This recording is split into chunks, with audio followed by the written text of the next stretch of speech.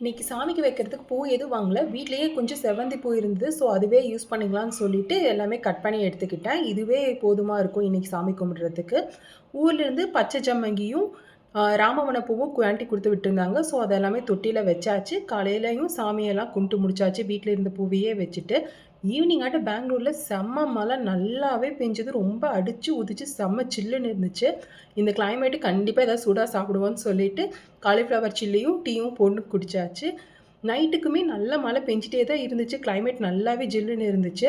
அதுக்கு வந்து அரிசி பருப்பு தான் செஞ்சிருந்தேன். இது வந்து கஞ்சி அரிசி பருப்புன்னு சொல்லுவாங்க.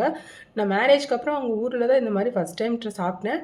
இது நார்மலா அரிசி பருப்பு செய்ற மாரி தான். கொஞ்சம் தண்ணி மட்டும் எக்ஸ்ட்ரா விட்டுட்டு, அந்த ரைஸ் பவுல் மாரியே சாப்பிடணும். இது ரொம்பவே நல்லாருக்கும். நீங்க யாராவது இப்படி சாப்பிட்டுருக்கீங்களான்னு சொல்லுங்க.